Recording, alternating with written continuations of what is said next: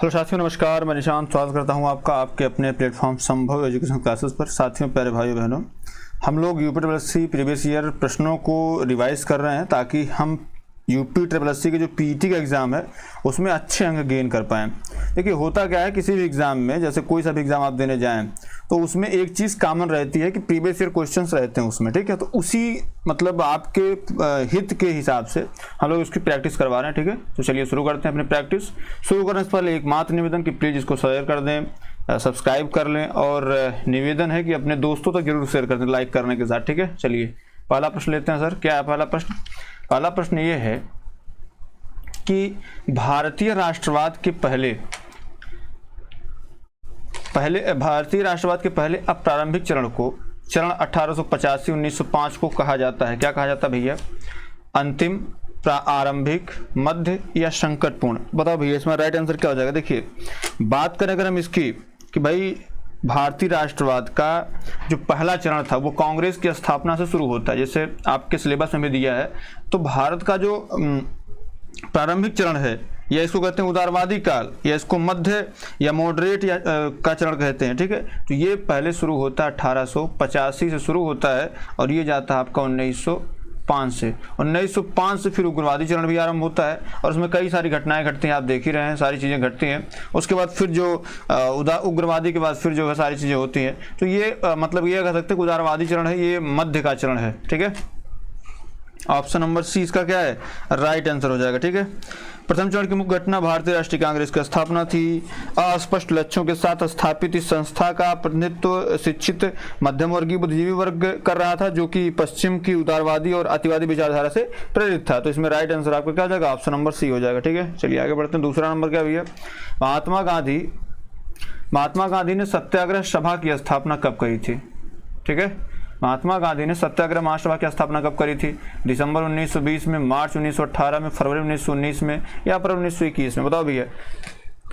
देखिए, बात करते हैं अगर सत्याग्रह सभा की, तो जब ये बंबई गए थे तो इन्होंने सत्याग्रह सभा की स्थापना करी थी। जब ये आए थे तो उसी क्रम में जो है 1919 के आसपास इन्होंने इसकी स्थापना करी थी, ठीक है। दरअसल जब ये रोलेट एक्ट आया था, आपका रोलेट एक्ट आया, तो रोलेट एक्ट के विरोध में, किसके? रोलेट एक्ट का विरोध करने के लिए, जो है रोलेट एक्ट का विरोध करने के लिए फरवरी 1919 में, कब? फरवरी 1919 में जो है इन्होंने सत्याग्रह सभा की स्थापना की। इसके सदस्य इस कानून की अवज्ञा कर जेल जाते थे। गांधी जी ने रोलेट एक्ट का जो विरोध किया था और तथा ब्रिटिश सरकार को शैतान लोगों की संज्ञा दी थी इसी में, जो है रोलेट एक्ट में, ठीक है। और रोलेट एक्ट की ही देन थी जो है आगे चलकर इसमें इसकी जो घटना दोहराई गई, इसमें इसी कारण था कि आगे चल करके 1919 में अभी अप्रैल में जो है जलियांवाला बाग हत्याकांड हुआ और आगे चल करके जो है और सारी पटकथाएं लिखी गई। इसके बाद जो है जब गांधी जी जो है असहयोग आंदोलन शुरू करते हैं तो उसका क्रमिक परिणाम रहता है कि जो है चौरी चौरा कांड होता है और घटनाएं दिन ब दिन ऐसे बढ़ती जाती हैं और भारत आज़ादी की ओर अग्रसर होता जाता है, ठीक है। इसमें राइट आंसर आपका हो जाएगा ऑप्शन नंबर सी, ठीक है। अब इसमें जो मार्च 18 लिखा हुआ है, इसमें दो जिससे घटनाएं हुई थी। पहली बात तो जैसे सत्याग्रह, पहला सत्याग्रह उन्होंने जो है शुरू किया था 1917 में। 18 में जो है खेड़ा का आंदोलन हुआ था, है ना, और वहाँ पे किसानों का आंदोलन था, ठीक है। और उसके बाद जो है जो मिल मजदूरों का खेड़ा आंदोलन था, उसके बाद जो है इन्होंने मतलब कई कंटिन्यू जो है 17-18 में कंटिन्यू इन्होंने वो किया, ठीक है। तो ये सारी चीज़ें थी। इसमें राइट आंसर आपका ऑप्शन नंबर सी हो जाएगा, ठीक है sir. Right answer option number C. चलिए आगे बढ़ते हैं। तीसरा नंबर क्या भैया? भारत में राजनीतिक सुधारों के लिए आंदोलन शुरू करने वाले प्रथम भारतीय नेता कौन थे? सुब्रमण्यम अय्यर, राजा राम मोहन राय, आनंद चार्लू, महात्मा गांधी? बताओ भैया राइट आंसर क्या जाएगा? देखिए, बात करें हम राजा राम मोहन राय की, तो इसमें राइट आंसर आपका ये हो जाएगा राजा राम मोहन राय, ऑप्शन बी। राजा राम मोहन राय भारत में राजनीतिक सुधारों के लिए आंदोलन शुरू करने वाले पहले भारतीय नेता थे। ये मानवतावादी थे, इनकी विश्व बंधुत्व में गहरी आस्था थी और ये जीवन की स्वतंत्रता और संपत्ति ग्रहण करने की प्राकृतिक अधिकारों के समर्थक हुआ करते थे। बात करते हैं आनंद महात्मा गांधी की, तो महात्मा गांधी का जो शुरू होता है वो 1915 में आते हैं और उसके बाद से 1917 से इनका काल शुरू होता है, ठीक है। यहाँ से प्रक्रिया शुरू होती है इनकी। आनंद चिरलाल और ये लोगों का बहुत ज़्यादा योगदान है, तो इसमें ऑप्शन नंबर बी आपका क्या है? राइट आंसर हो जाएगा, ठीक है। चलिए चौथा क्या भैया? चौथा नंबर है आपका 28 दिसंबर 1885 को भारतीय राष्ट्रीय कांग्रेस की स्थापना गोकुलदास तेजपाल संस्कृत स्कूल परिसर में हुई थी। Option A Delhi, option B Bombay, option C Calcutta, option D Madras. बताओ भैया राइट आंसर क्या आ जाएगा इसका। देखिए 28 दिसंबर 1885 को बम्बई के गोकुलदास में जो है गोकुलदास तेजपाल संस्कृत विश्वविद्यालय में इसकी जो है संस्कृत विद्यालय में इसकी स्थापना हुई थी। और इसमें कुल 72 सदस्य थे। जब यहाँ पे हुई थी मीटिंग तो इसमें 72 सदस्य थे। और इसके जो प्रथम अध्यक्ष थे, प्रथम अध्यक्ष पूछा जाता है आपसे कि कांग्रेस के प्रथम अध्यक्ष कौन थे, तो भैया इसके प्रथम अध्यक्ष जो थे वो व्योमेश चंद्र बनर्जी थे। कौन थे? व्योमेश चंद्र बनर्जी, व्योमेश चंद्र बनर्जी थे। बात क्लियर है। उसका पूछता है जैसे प्रथम महासचिव तो अपना जो है एहू में थे। द्वितीय अध्यक्ष अगर आपसे पूछे, द्वितीय अध्यक्ष तो ये थे आपके जो है दादा भाई नौरोजी, दादा भाई नौरोजी इसके अध्यक्ष थे। ठीक है, तो देखिए अब ये लोग फिर जो है जैसे ये प्रथम अध्यक्ष द्वितीय अध्यक्ष हो गए। अभी 72 लोगों का संगठन था, बाद में धीरे धीरे और बढ़ा है ना। तो ये सारी चीजें थी। तो इसमें राइट आंसर आपका हो जाएगा ऑप्शन नंबर बी।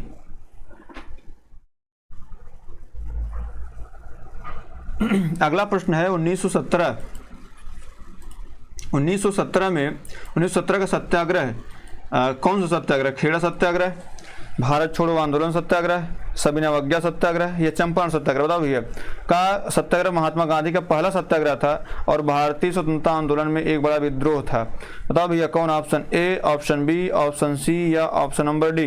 देखिए साहब बात करें हम खेड़ा की तो ये हुआ था 1918 में। भारत छोड़ो आंदोलन हुआ था 1942 में, क्विट इंडिया। ठीक है, और उसके बाद सविनय अवज्ञा आंदोलन जो हुआ था ये हुआ था आपको 1930 में। ठीक है, 1930 में जो है ये हुआ था। तो देख लीजिए इसमें अब उस चंपारण सत्याग्रह जो हुआ था वो 1917 में हुआ था। बात क्लियर है। तो भैया इसमें राइट आंसर जो हो जाएगा भारतीय स्वतंत्रता आंदोलन में बड़ा विद्रोह जो था वो आपका ऑप्शन नंबर डी था, चंपारण सत्याग्रह। ठीक है, तो इसमें राइट आंसर आपका ये हो जाएगा। ठीक है मेरे भाई, बात करते हैं 6वें नंबर की। राइट आंसर इसमें डी हो जाएगा। 6वां नंबर क्या भैया? तो 6वां नंबर आपका है 1866 में भारत के संदर्भ में चर्चा करने और भारतीय कल्याण को बढ़ावा देने के लिए ब्रिटिश सार्वजनिक अधिकारियों को प्रभावित करने के लिए लंदन में इंडियन एसोसिएशन का आयोजन किसने किया था? दादा भाई नौरोजी ने, महात्मा गांधी ने, बिपिन चंद्र पाल ने या जवाहरलाल नेहरू ने? बताओ भैया कौन किया था? देखिए हम किसकी बात कर रहे हैं, आप मेन मुद्दा यहाँ देखिए, ईस्ट इंडियन एसोसिएशन। हमने कई दफा इसकी चर्चा कर ली है। ईस्ट इंडियन एसोसिएशन की स्थापना 1901 में ही जो है उधर कर लिए थे। जो है इसमें प्रश्न जो पूछा गया इंडियन एसोसिएशन की बात हो रही है, तो इसमें 1901 में तो ये बहुत मतलब रन कर गया था। ठीक है, दादा भाई नौरोजी जो थे, दादा भाई नौरोजी इसके संस्थापक थे। दादा भाई नौरोजी ने जो है मतलब भारत के एक पारसी बुद्धिजीवी, राजनीतिक और सामाजिक नेता के तौर पर अपनी छवि को बना करके रखा। इन्हें भारत का जो है grand old man of India भी कहा जाता था। क्या कहा जाता था? Grand old man of India, grand old man of India भी कहा जाता था इनको। ठीक है, वयोवृद्ध पुरुष। इन्होंने 1866 में जो है 1866 में जो है भारत के संदर्भ में चर्चा करने और मतलब भारतीय कल्याण को बढ़ावा देने के लिए ब्रिटिश सार्वजनिक अधिकारियों को प्रभावित करने के लिए लंदन में ईस्ट इंडिया एसोसिएशन का गठन किया था। किसका? East India association, east India association का गठन किया था। ठीक है, 1892 से लेकर के 1895 तक वो वहीं रहे। इस बीच ये जो है 1886 में, ठीक है, हालांकि ये उस टाइम जो है 1895 से 1895 तक ये सदस्य भी थे वहां के, पहले सदस्य जो वहां पे चुनाव लड़े थे। 1886 में कांग्रेस के अध्यक्ष चुने गए। उसके बाद 1893 में भी ये कांग्रेस के अध्यक्ष चुने गए। बात क्लियर है। तो इसमें राइट आंसर आपका हो जाएगा ऑप्शन नंबर ए। ठीक है, चलिए आगे बढ़ते हैं। महात्मा गांधी लंदन में कुछ स्थापित नहीं थे, बल्कि अगर इनका पूछा जाएगा नटाल इंडिया कांग्रेस, फिनिक्स आश्रम, है ना, ये सारे आश्रम वो दक्षिण अफ्रीका में स्थापित किए थे। इनके विषय में कुछ चर्चा करने की बात है नहीं। ठीक है, जवाहरलाल नेहरू ऐसे कोई राष्ट्रीय मतलब जो है किसी देश में जाकर कोई संगठन बनाया नहीं थे, जो भी था इनका भारत में ही था। ठीक है, चलिए आगे बढ़ते हैं। पहला ऑप्शन सही है। क्या भैया? वैश्विक कपास उत्पादन में भारत का हिस्सा से अधिक है 1/3 से, 1/5 से, आधा से या 1/4 से? बताओ भैया इसमें क्या राइट आंसर हो जाएगा। देखिए वैश्विक कपास उत्पादन में जो भारत का हिस्सा है वो आपका 1/3 है। ठीक है, इसमें करीब जैसे 37.5 5% से अधिक जो है कपास का क्षेत्र पूरे भारत में होता है। ठीक है, कपास उत्पादन में भारत का प्रथम स्थान, और जैसे इसमें बात करें कपास उत्पादन में तो भारत प्रथम स्थान पे है, भारत प्रथम स्थान पे है। और द्वितीय स्थान की बात करें तो भैया यहाँ पे जो है चीन दूसरे स्थान पे है। ठीक है, राइट आंसर आपका ऑप्शन नंबर ए हो जाएगा। बात क्लियर है, चलिए आगे बढ़ते हैं। अगला क्या भैया, अगला है आपका उत्तर प्रदेश की भौगोलिक सीमा सर्वाधिक राज्यों को स्पर्श करती है, लेकिन कौन सा राज्य इनमें सम्मिलित नहीं है? उत्तराखंड, उड़ीसा, मध्य प्रदेश या झारखंड? बताओ भैया। देखिए, अगर आप ऐसे इसका जैसे ये उत्तर प्रदेश बनाते हैं ना, तो उत्तर प्रदेश में सबसे पहले तो आप मध्य प्रदेश, यहाँ जैसे इधर आप आएंगे ये वाला पार्ट, तो ये आपका मध्य प्रदेश है। ठीक है सर, यहाँ आपका छत्तीसगढ़ है, कौन है? छत्तीसगढ़ है। ये आपका झारखंड है, कौन है? झारखंड है। इधर आपका जो है, इधर छत्तीसगढ़ झारखंड, इधर आपका बिहार हो गया। इधर आपका अगर देखें तो आपका राजस्थान यहाँ टच करता है, कौन टच करता है? राजस्थान टच करता है। ठीक है, फिर इधर आप बात कर लें तो हल्का सा यहाँ पे हिमाचल प्रदेश भी टच कर लेता है, हिमाचल प्रदेश, और यहाँ पे आपका उत्तराखंड टच कर लेता है, और ये आपका तो नेपाल का एरिया है ही है। ठीक है, यहाँ पे उत्तराखंड टच करता है। देख लीजिए, उत्तराखंड, हिमाचल प्रदेश, राजस्थान, मध्य प्रदेश, छत्तीसगढ़, झारखंड, बिहार। अब इसमें क्या मिल रहा है? उत्तराखंड भी है, मध्य प्रदेश भी है, झारखंड भी। उड़ीसा नहीं टच करता भाई साहब, ऑप्शन नंबर सी है। बल्कि अगर ये मानक समय रेखा की बात करें तो जैसे मान लीजिए ये आपका भारत है, ठीक है, ये आपका भारत है, तो भैया ये अगर भारत है आपका, तो आप जैसे पूछता है कितने राज्यों से जाती है, तो मानक समय रेखा 5 राज्यों से जाती है, इसमें उड़ीसा भी सम्मिलित है। 5 राज्य कौन कौन से? तो यहाँ आपका उत्तर प्रदेश पड़ता है, यहाँ मध्य प्रदेश पड़ता है, यहाँ आपका छत्तीसगढ़ पड़ता है, यहाँ आपका उड़ीसा पड़ता है, और यहाँ आपका आंध्र प्रदेश पड़ता है। ठीक है, तो ये मानक समय रेखा जो है यहाँ से जाती है। इतनी बात समझ में आ गई। तो उड़ीसा जो है मानक समय रेखा उड़ीसा से जाती है, लेकिन फिलहाल जो है ये उत्तर प्रदेश की सीमा से स्पर्श नहीं करता है मेरे दोस्त। ऑप्शन नंबर भी क्या इसका राइट आंसर हो जाएगा। चलिए आगे बढ़ते हैं। 9वां नंबर क्या भैया? तो 9वां नंबर आपका है डॉट डॉट डॉट कौन सी झील पूछा है, कौन सी झील भारत की सबसे बड़ी खारे पानी की झील है, और यह भारत में सबसे बड़ी झील भी है? डल झील, बुलर झील, चिल्का झील, डिंडवाना झील। बताओ भैया। अब ये दोनों दे दिया है, मतलब आपको भारत सबसे बड़ी झील भी देखना है और खारे पानी को ये भी देखना है आपको, तो ये थोड़ा सा मतलब उस टाइप का मामला हो जाता है। देखिए, बात करें इसमें, जैसे डल बुलर झील है तो ये मीठे पानी की झील है। ठीक है, डल झील तो गहरी है भाई। जो आपकी चिल्का झील है ये खारे पानी, डिंडवाना में खारे पानी की झील है, लेकिन डिंडवाना और चिल्का में बात करें तो भैया चिल्का जो है ये सबसे जो है ज़्यादा जो है उसमें ये है। ठीक है, तो चिल्का झील मतलब समुद्री अपवाह जल से बनी एक झील है, और यह भारत की सबसे बड़ी और विश्व की दूसरी सबसे बड़ी समुद्री झील है। ठीक है, तो ये जो है मतलब इसमें विश्व की सबसे दूसरी बड़ी झील है, और अगर बात करें झील भारत सबसे बड़ी खारे पानी की झील भी है। 1981 में जो है चिल्का झील को 1981 में ये रामसर साइट की घोषणा की गई, रामसर की घोषणा कर दी गई थी। तो भैया इसमें राइट आंसर आपका सी हो जाएगा। चलिए आगे बढ़ते हैं। 10वां नंबर क्या भैया? 10वां नंबर क्या है कि भारत में सर्वाधिक मात्रा में पाई जाती है, कौन सी मिट्टी पाई जाती है? लाल मिट्टी पाई जाती है, काली मिट्टी, जलोढ़ मिट्टी या लेटराइट मिट्टी? बताओ भैया राइट आंसर क्या हो जाएगा। बात इसकी करें तो इसमें जो देखिए, अगर भारत आप भारत का नक्शा बना रहे हैं, ये भारत मान लीजिए है, ये आपका भारत है ना, ये हमारा भारत ऐसे बन रहा है। ठीक है, थोड़ा सा फिगर बनाने समस्या हो सकती है। तो देखिए, ये तो आपका जो है नदी का इलाका है, तो इसमें कोई वो है नहीं। सर्वाधिक मात्रा ये जो क्षेत्र है यहीं पे जो पाई जाएगी वही सर्वाधिक मात्रा में होगी।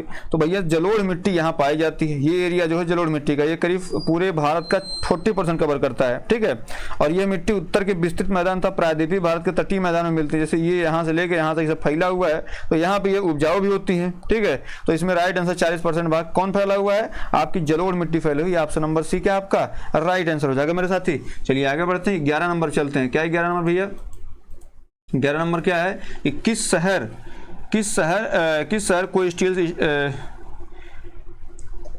को स्टील सिटी ऑफ इंडिया के नाम से जाना जाता है?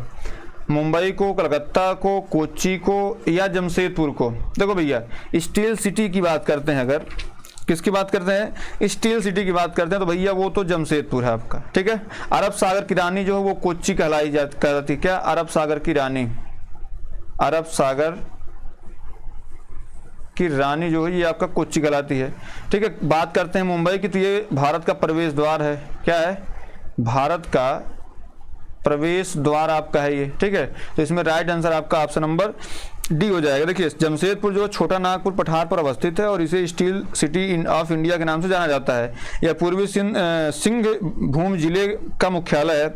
यहाँ भारत की पहली निजी क्षेत्र की लौह इस्पात कंपनी जमशेद रतन जी टाटा ने स्थापित करी थी, जिसे टाटा स्टील के नाम से भी जाना जाता है। जमशेद रतन जी टाटा के नाम पर ही शहर का नामकरण किया गया है, जमशेदपुर जो रखा गया, ठीक है। इसमें राइट आंसर आपका डी ऑप्शन हो जाएगा। चलिए आगे बढ़ते हैं 12 नंबर। क्या भैया 12 नंबर पे? तो 12 नंबर पे है भारत में कितने अंतरराष्ट्रीय हवाई अड्डे हैं? Option A 17, option B 35, option C 16, option D 12। बताओ भैया राइट आंसर क्या हो जाएगा। देखिए बात करते हैं हवाई अड्डे की, तो भारत में प्रमुख जो हवाई अड्डे हैं वो आपके 35 हैं। कितने हैं? 35 हवाई अड्डे हैं, ठीक है। इसमें अगर बात करें, इसमें राइट आंसर आपका ऑप्शन नंबर बी हो जाएगा। 35 हवाई अड्डे सब हैं, सब मिला जुला के। अभी जैसे उत्तर प्रदेश में 3 हवाई अड्डे बढ़े, पहले 32 थे, 35 हो गए हैं, ठीक है।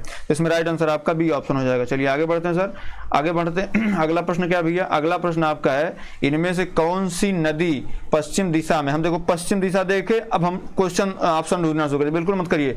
पश्चिम दिशा में बहती नदी नहीं है मेरे दोस्त, यहाँ नहीं है। पूछा ऑप्शन ए नर्मदा, साबरमती, लूनी, कृष्णा। बताओ भैया राइट आंसर क्या हो जाएगा। देखिए अगर हम इसकी बात करें तो भैया जो बात अगर इसकी करते हैं तो नर्मदा भी पश्चिम, जैसे यहाँ पे यही तो पश्चिम घाट है भैया, यही ना पश्चिम घाट है, यही एरिया है, ये अरब सागर पड़ता है, ठीक है। और यहाँ आपके खंभाती खाड़ी पड़ जाती है, यह खंभाती खाड़ी वाला एरिया है। अब यहाँ नर्मदा नदी आती है, यहाँ लूनी नदी आती है, यहाँ ताप्ती नदी आती है, यहाँ जो है साबरमती आती है, लेकिन यहाँ कौन नहीं आता? कृष्णा नदी यहाँ से निकलती है और जाकर के कहाँ गिरती है? बंगाल खाड़ी में गिरती है। इसमें ऑप्शन नंबर डी क्या है? राइट आंसर हो जाएगा, ठीक है।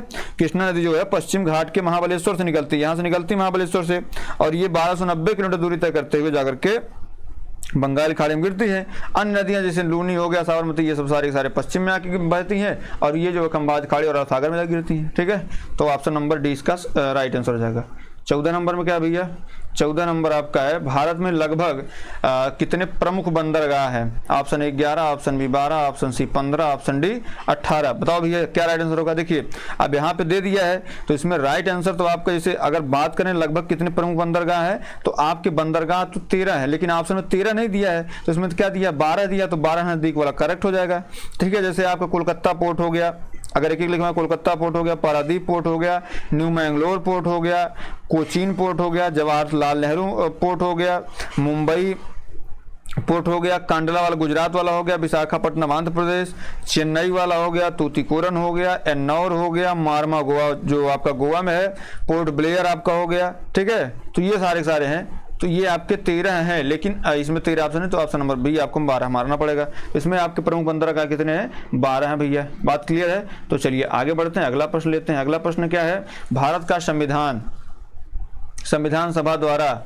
में अपनाया गया और 26 जनवरी 1950 को लागू हुआ। ऑप्शन ए 29 अक्टूबर 1949, ऑप्शन ए 22 दिसंबर 1949, ऑप्शन सी 26 नवंबर 1949, ऑप्शन डी 3 जनवरी 1950। बताइए राइट आंसर क्या जाएगा। भारत का जो संविधान है, संविधान सभा द्वारा 26 नवंबर 1949 को अपनाया गया था। कब अपनाया गया था? 26 नवंबर 1949 को अपनाया गया था। और ये लागू कब हुआ था मेरे दोस्त? तो ये लागू हुआ था 26 जनवरी 1950 को, ठीक है। 26 जनवरी 1950 को ये लागू हुआ था। बात क्लियर है मेरे भाई? तो इसमें राइट आंसर आपका ऑप्शन नंबर सी हो जाएगा, ठीक है। बात क्लियर है? चलिए आगे बढ़ते हैं। अगला क्या है? 16 नंबर क्या है भैया? 16 नंबर लेते हैं। 16 नंबर क्या है? 16 नंबर है आपका प्रतिवर्ष भारत में राष्ट्रीय पंचायती राज दिवस को मनाया जाता है। यह दिन संविधान 73वां संविधान संशोधन अधिनियम के जारी होने का प्रतीक है। 26 जून को, 26 नवंबर को, या 24 अप्रैल को, या 12 दिसंबर को। देखो भैया अगर इसकी हम बात करते हैं तो आपका देखिए मुख्य जो है 26 नवंबर को संविधान दिवस मनाया जाता है। क्या? संविधान दिवस, ठीक है। संविधान दिवस मनाया जाता है। क्यों? क्योंकि संविधान इसी दिन जो है हमने आत्मार्पित अधिनियमित किया था। बात करते हैं 24 अप्रैल की। 24 अप्रैल को इसलिए क्योंकि 24 अप्रैल 1993 को सबसे पहली दफा पंचायती राज अपनाए जाने की संवैधानिक रूप से घोषणा की गई थी, ठीक है। इसका राइट आंसर आपका ऑप्शन नंबर सी हो जाएगा। बात क्लियर है? चलिए आगे बढ़ते हैं 17 नंबर पे। क्या भैया 17 नंबर? भारत के संविधान की किस अनुसूची में असम, मेघालय, त्रिपुरा और मिजोरम राज्यों में जनजातीय क्षेत्र प्रशासन से संबंधित प्रावधान? हमने आपको एक बार लिखवाया था ना, क्या लिखवाया था? रावेश, ठीक है। रावेश राजा जन सभा, जनसभा, भूदपन।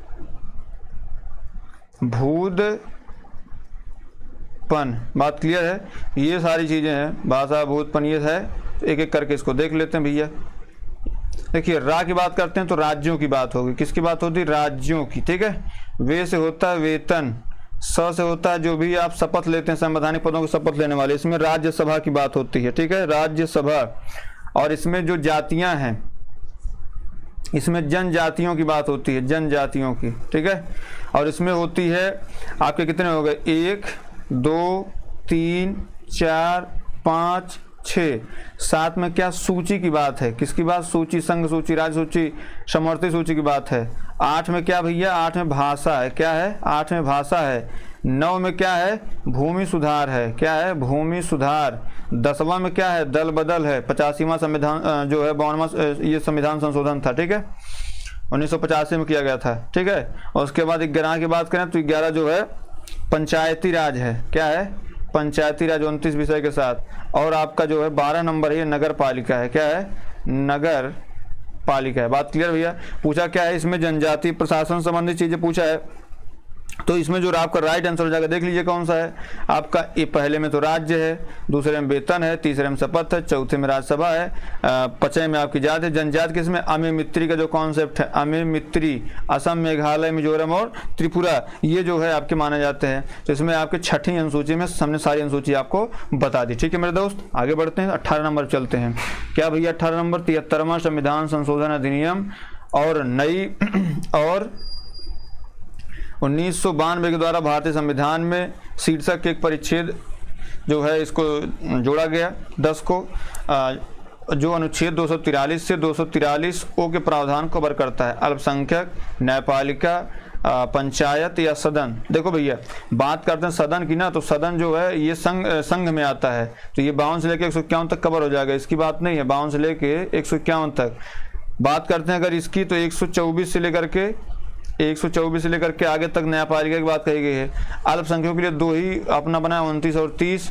इसमें जो पंचायत है, ऑप्शन नंबर सी आपका क्या है? राइट आंसर हो जाएगा। बात क्लियर भैया? चलिए आगे बढ़ते हैं। 19वां नंबर चलते हैं। क्या 19वां नंबर? भारत के संविधान का कौन सा अनुच्छेद राष्ट्रीय महत्व के स्मारकों का स्थलों और वस्तुओं की सुरक्षा संबंधित है? अनुच्छेद 48, अनुच्छेद 48A, अनुच्छेद 49, भारतीय संविधान अनुच्छेद 50। बताओ भैया, इसमें राइट आंसर क्या हो जाएगा? अगर बात करें हम किसकी? अनुच्छेद 48 की। किसकी बात करते हैं?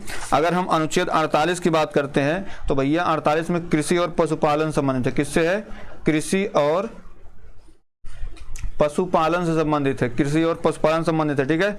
अगर हम यही बात करते हैं 48A की, तो पर्यावरण संरक्षण संबंधित है। किससे है? पर्यावरण संरक्षण से संबंधित है। बात क्लियर है? अब बात करते हैं अनुच्छेद 49 की, तो 49 में आपके राष्ट्रीय महत्व के स्मारकों, राष्ट्रीय महत्व के स्मारकों, स्थानों और वस्तुओं का संरक्षण है। ठीक है। अनुच्छेद 50 जो है ये कार्यपालिका से न्यायपालिका को पृथक करता है। क्या? कार्यपालिका को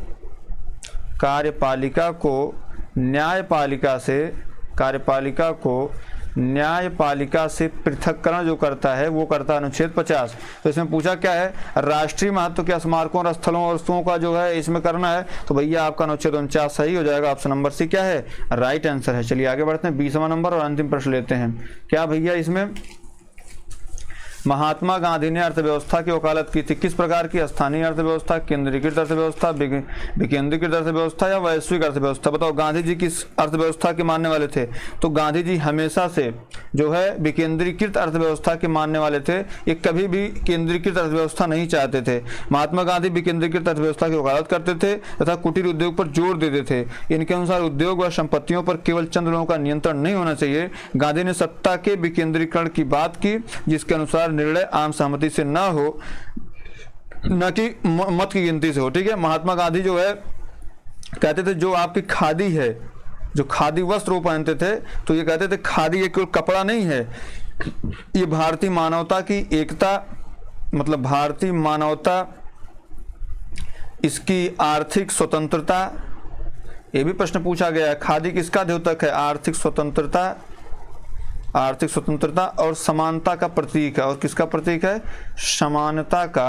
समानता का प्रतीक है। ठीक है, समानता का प्रतीक है। तो भैया देखो, गांधी जी अर्थव्यवस्था किस की वकालत करते थे? ऑप्शन नंबर सी, विकेंद्रीकृत अर्थव्यवस्था की बात करते थे। अब हम आप क्लास यहीं पर समाप्त करेंगे। उम्मीद है क्लास आपको अच्छी लगी होगी। तो प्लीज़ इसको लाइक कर दीजिए, शेयर कर दीजिए और सब्सक्राइब कर दीजिए। बहुत बहुत धन्यवाद।